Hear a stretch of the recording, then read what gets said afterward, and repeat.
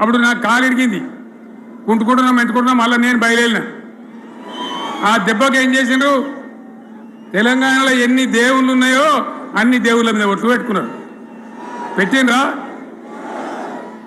బహిరంగ సభలలో ఆడిడ కూడా కాదు. ఇన్ని మాటలు చెప్పి ప్రజల్ని ఏమార్చింది. ఒక ఉచిత బస్ అని పెడితే అది జుట్లు పట్టుకొని కొట్టుకుందానికి మనకత్తాను తప్ప ఏమనికి ఉపయోగపడ్డది లేదు.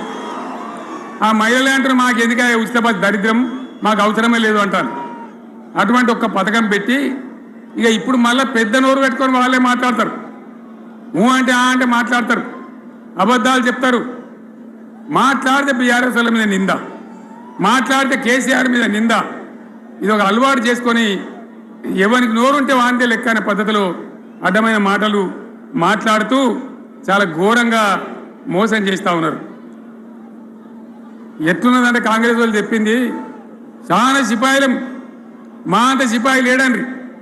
లేదంటే జనం నమ్మితిమి, ఆశపడ్డాం కదా, నమ్మి బోల్తా పడ్డాం కదా, గల్లంత అయినాం కదా. ఒక ఊళ్ళో మొలక నాట్లేసే టైం వస్తే అలుకుడు చేస్తాను, బట్టలుతాను. మొలకకు అలుకుడు చేస్తాం కదా, తుకాలు పోయామా. పెద్ద మొగోడని కొన్ని పిలిచిరట. మొగోడని మొలకలుస్తానికి పిలిస్తే ఎలుక పిల్లని చూసి ఎల్లెంకర పడ్డాడు.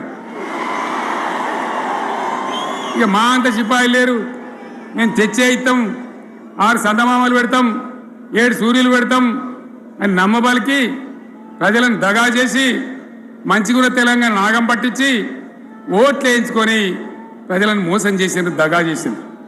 ఈ మాట నిజం, మీ అందరికి తెలుసు. ఇవాళ ఏం మాట్లాడతారు, మమ్మల్ని ఎవరు నమ్ముతలేడు, మాకు అప్పు ఉడతలేదు, యాడికెళ్ళి తెచ్చియాలి అని ఇప్పుడు మాట్లాడుతున్నాం. అప్పుడేమో మాకు అపారమైన అనుభవం ఉంది, మేము చేస్తామన్నారు.